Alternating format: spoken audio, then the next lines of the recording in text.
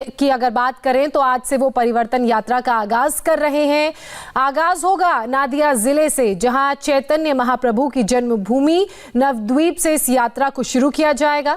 परिवर्तन यात्रा से पहले जेपी नड्डा किसान के घर जाएंगे, वहां पर भोज कार्यक्रम में भी वो शामिल होंगे। इसके अलावा मालदा के शाहपुर गांव में ये किसान का घर स्थित है, जहां जेपी नड्डा का जाने का कार्यक्रम है।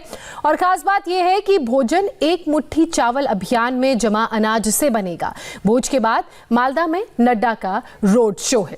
आपको बीजेपी की परिवर्तन यात्रा का पूरा प्लान दिखाते हैं, समझाते हैं कि किस तरीके से यह परिवर्तन यात्रा आगे बढ़ेगी, किन किन जोन में जाएगी। तो पश्चिम बंगाल के 5 जोन में 5 यात्रा होंगी।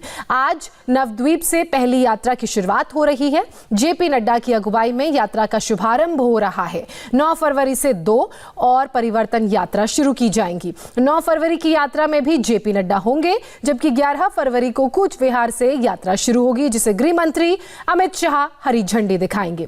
कोलकाता जोन में भी एक यात्रा का प्लान है और हर यात्रा 25 से 30 दिनों तक चलेगी। सभी 294 सीटों से यह यात्रा गुजरेगी। यात्रा के समापन में प्रधानमंत्री नरेंद्र मोदी के शामिल होने की भी खबर हमें मिल रही है। बीजेपी की परिवर्तन यात्रा से टीएमसी खेमे में खलबली जरूर मची है। ऐसे में बीजेपी का आरोप है कि टीएमसी उसकी यात्रा में रुकावट पैदा कर रही है। आपको पश्चिम बंगाल बीजेपी के अध्यक्ष दिलीप घोष की बात सुनाते हैं। पिछले 2-2.5 साल पहले गणतंत्र बचाओ यात्रा हमारा निकाला था हम लोगों ने, और वहाँ भी बार बार मीटिंग करने के बाद उसको टाला गया। इस बार भी जो प्रदेश भर में यात्रा निकलेगा तो सुप्रीम अथॉरिटी जो है उनसे परमिशन लेना है, उनको हमने लिखा है। वो फिर लोकल अथॉरिटी को क्यों कर रहे हैं? हम तो परमिशन मिलने के बाद सारा प्रोग्राम का लोकल अथॉरिटी को जानकारी देंगे कि कहाँ सभा, कहाँ यात्रा, कहाँ ठहराना होगा। लेकिन उन्होंने पहले से किया है और फिर दोबारा वो जानते हैं हम कोर्ट में जाएंगे, तो उन लोगों ने पहले जाकर कोर्ट में इसको बंद करने के लिए अपील की है। बीजेपी का आरोप है कि यात्रा में टीएमसी रुकावट पैदा कर रही है, तो टीएमसी का कहना है कि उसकी तरफ से यात्रा को मंजूरी देने से इनकार नहीं किया गया है। बीजेपी का कहना है कि यात्रा पार्टी का चुनावी कार्यक्रम है, जबकि टीएमसी का इस पर कहना है कि बीजेपी का ये प्रोपेगेंडा है, द्वेषपूर्ण प्रोपेगेंडा बीजेपी चला रही है, ऐसा टीएमसी का कहना है। बीजेपी कह रही है कि टीएमसी की मंशा कामयाब नहीं होगी, तो वहीं टीएमसी का दावा है कि बीजेपी विक्टिम कार्ड प्ले कर रही है। बीजेपी ने कहा कि यात्रा की मंजूरी के लिए मुख्य सचिव ने लोकल प्रशासन के पास नोटिस भेज दिया है। इस पर टीएमसी कह रही है कि यात्रा की मंजूरी में उसका कोई भी रोल नहीं है। मेरे सहयोगी मनीष भट्टाचार्य इस वक्त हमारे साथ जुड़ चुके हैं। मनीष, जिस तरीके से बीजेपी आरोप लगा रही है टीएमसी पर और उस पर टीएमसी अपनी सफाई दे रही है, तो बात तो साफ हो गई है कि कहीं ना कहीं कुछ गड़बड़ जरूर है। जहां एक तरफ बीजेपी पूरे 294 सीटों पर जाने की परिवर्तन यात्रा निकालने की कोशिश कर रही है, तो वहीं परमिशन नहीं मिली है, यह भी फैक्ट है।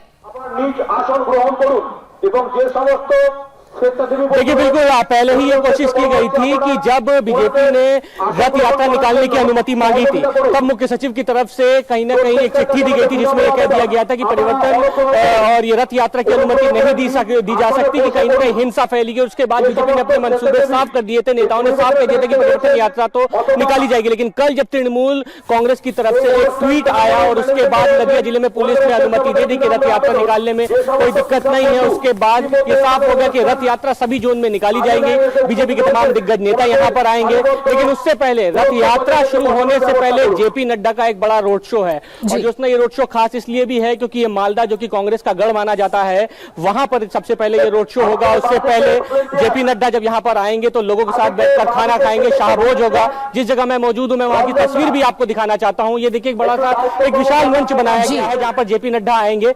सामने कुर्सियां लगी है, यहाँ किसानों के साथ बैठेंगे, शाहभोज होगा, किसानों के साथ खाना खाएंगे। यहाँ से 4 किलोमीटर का एक रोड शो होगा। और ये मालदा सीट, मालदा में 12 विधानसभा सीट है, जिसमें कांग्रेस का गढ़ माना जाता है।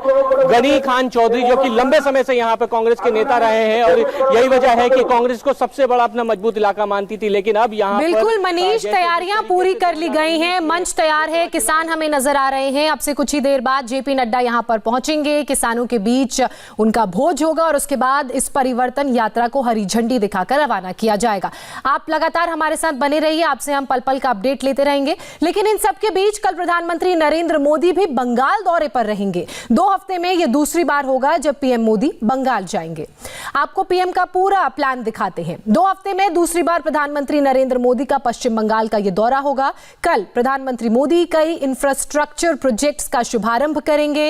हल्दिया एलपीजी इंपोर्ट टर्मिनल का उद्घाटन पीएम द्वारा किया जाएगा। इसके अलावा बीपीसीएल के एलपीजी टर्मिनल पर 1100 करोड़ रुपए खर्च हुए हैं। आपको बता दें कि एलजीपी टर्मिनस की सालाना जो क्षमता है वो 10 लाख मीट्रिक टन है। वहीं Dobhi Durgapur natural gas pipeline section का भी उद्घाटन पीएम द्वारा किया जाएगा। वन नेशन वन ग्रिड के तहत यह नेचुरल गैस पाइपलाइन बनाई गई है। गैस पाइपलाइन सेक्शन में करीब 2400 करोड़ का निवेश हुआ है। हल्दिया में फ्लाईओवर का भी उद्घाटन करेंगे पीएम।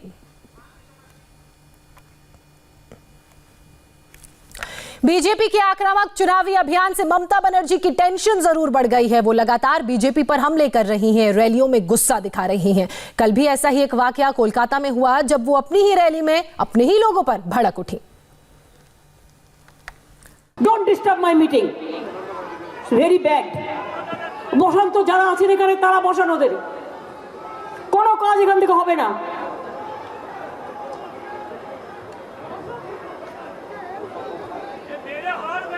দেখলে এতক্ষণ নেই যে আমি বলতে উঠলাম সঙ্গে সঙ্গে 3-4 জন প্রত্যেকটা মিটিং এ ফিট করে রেখে দিচ্ছে।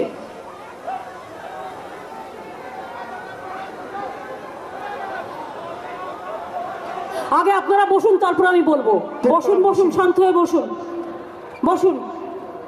আমার মাথা একটু গরম আছে বলে আপনারা মাথা গরম করবেন না প্লিজ। জানেন যে আমি যতটা পারি মানব দরদিও ততটা করতে পারি, কিন্তু আমি এমন কিছু করতে পারি না যেটা আমার পক্ষে করা সম্ভব নয়। আমি তো ভগবান নই, ভগবানও সবকিছু করতে পারে না।